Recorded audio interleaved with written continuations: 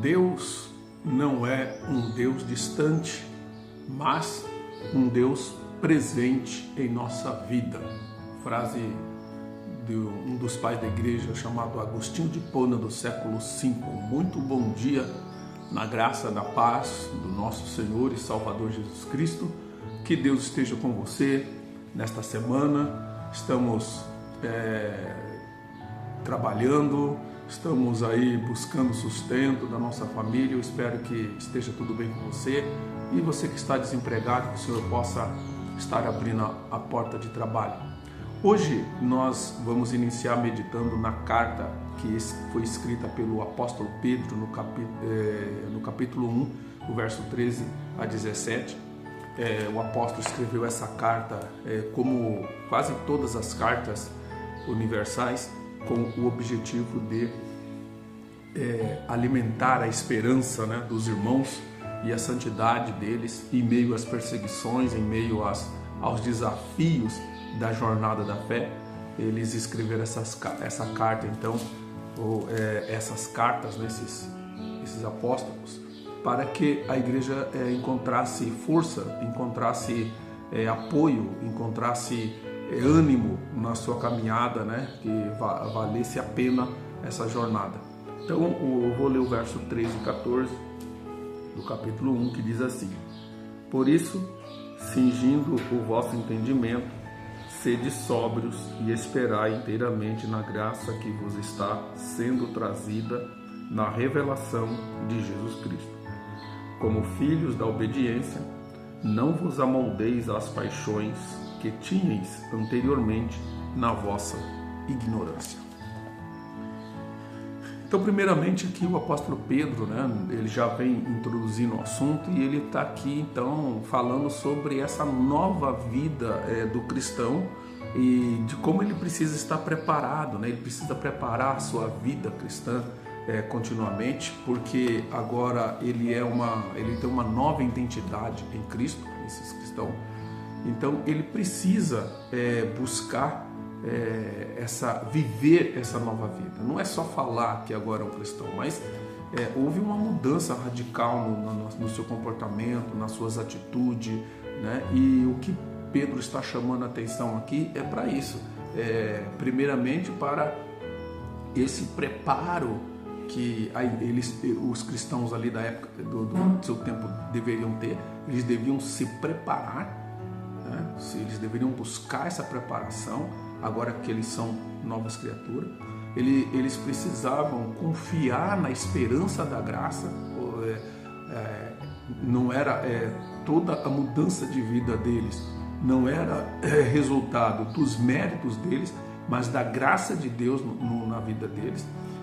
E eles, por ter agora uma nova identidade, né, por serem nova criatura, não fazia sentido eles praticarem os velhos hábitos que eles tinham antes. Então tinha que ter essa consciência e rejeitar o pecado e viver em santidade, né? Eles estavam ali sofrendo perseguições e estavam sendo humilhados, tendo às vezes os seus bens espoliados pelo Estado, pessoas que perseguiam eles de várias formas, mas o fato é que eles deveriam ter uma reação diferente diante desse assunto, desse tema. E então nós podemos aprender aqui algumas lições para nós hoje. A primeira delas é que nós precisamos estar preparados espiritualmente. Então se prepare espiritualmente. Quando ele fala cingindo o lombo do vosso entendimento, ele está falando desse preparo mental, dessa capacidade de pensar, dessa capacidade de analisar as coisas agora do ponto de vista da palavra de Deus. Então, e como é que eu preparo, né? A minha mente, como é que eu me preparo para essa batalha? Não tem outro caminho, é através da oração, é através do estudo da palavra de Deus, é através da meditação na palavra de Deus, é através da comunhão com a sua igreja, com os seus irmãos. O fato é que não adianta você ter nome de cristão e não se preparar. Às vezes a pessoa está na igreja há 20, 30 anos e se comporta como um bebê, como uma criança. Uma criança, ela não tem preparo físico, ela não tem preparo intelectual, ela não tem preparo de nada, ela só recebe alimento, né? A criança, ela só recebe, ela nunca oferece nada. E tem pessoas que são assim. Quando você não se prepara, você acaba sendo uma pessoa que vai para a igreja e só quer receber, porque você não tem nada para oferecer. Só que o problema não é só esse preparo, não significa só que você tem que estar dentro da igreja com alguma capacidade. Esse preparo é o desafio que você vai enfrentar fora da igreja, lá no seu trabalho, lá na sua casa, né? Então, sem esse preparo espiritual, porque a nossa luta é espiritual, não há solução.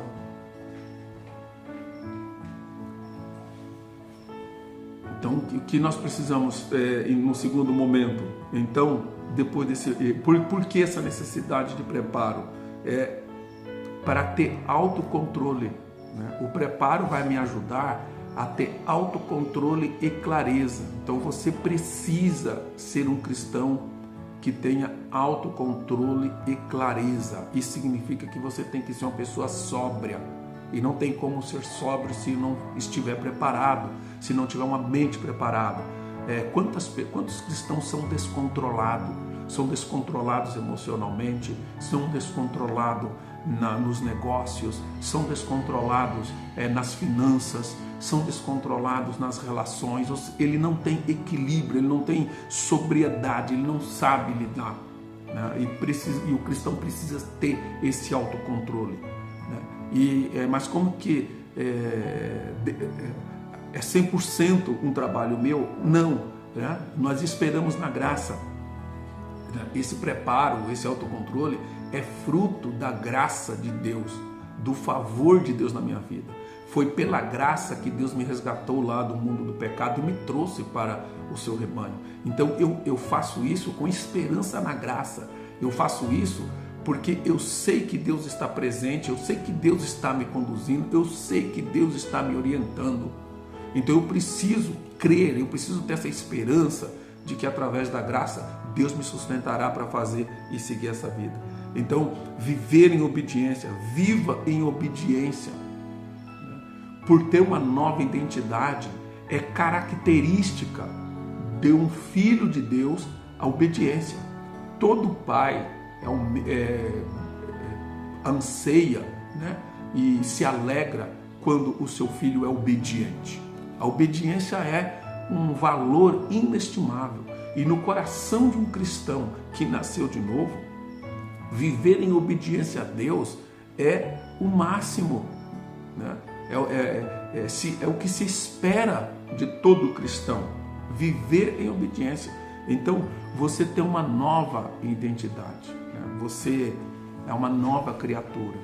E todo filho de Deus é obediente a Deus. É lógico que nessa jornada, nessa caminhada, às vezes as pessoas vão cometer deslizes, porque nós vivemos no nosso corpo e esse corpo ainda está sujeito ao pecado. Mas a diferença é que quando nós erramos, quando nós falhamos, exatamente por sermos uma nova criatura, por termos uma nova vida, por sermos autocontrolados, nós vamos buscar o perdão divino, nós vamos aos pés do Senhor buscar o perdão dele. Mas é essencial que você reconheça isso. O cristão que vive pecando, cristão que vive cometendo erro e não se arrepende, com certeza ele não é um cristão. Porque o cristão verdadeiro não é aquele que não peca. O cristão verdadeiro é aquele que erra e sabe que errou e pede perdão e muda. Porque isso leva para o nosso último ponto de aplicação na nossa vida, que é o testemunho de vida.